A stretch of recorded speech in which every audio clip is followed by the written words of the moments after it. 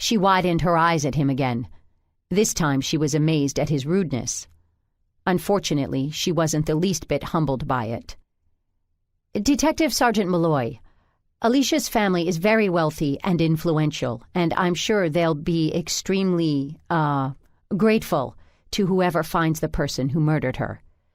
Frank bristled at her implication, all the more offended because the implication, that he'd work harder to solve a case for someone rich, was true. "I'm sure I don't care if they're grateful or not, Mrs. Brandt. I've got my job to do, and I'll do it." She didn't snort in derision. Ladies of her class didn't snort. But she gave every indication that's how she felt about his assertion. Frank told himself he didn't care. He'd given up caring about other people's opinion of him a long time ago. At least she didn't argue with him. He watched her turn and start out, but then she remembered the hat she was still carrying, the silly thing with the flowers and the ribbon all over it. She stopped in front of the dead girl's mirror and took a moment to put it back on, silently telling him she would do just what she wanted, when she wanted to do it, and detective sergeant or not, he couldn't rush her. She smoothed her blonde hair with one hand where the hatpin had pulled it loose of the fancy roll she'd done it up into.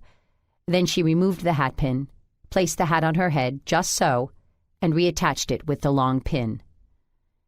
Memories stirred to life. Memories he hadn't allowed himself for years. How long since he'd been in a bedroom and watched a woman smooth her hair? How long since he'd been alone like this with a woman at all? He knew exactly. 3 years and 3 months in another week. The night he'd sat at Kathleen's bedside and held her hand while the life's blood drained out of her. All because of a woman like Sarah Brandt. But just as he felt the old rage building, she turned to face him. Her expression couldn't be called humble. Sarah Brandt would never wear such an expression. But this was as close as she probably ever came. "Please, Mr. Malloy, find Alicia's killer," she begged him.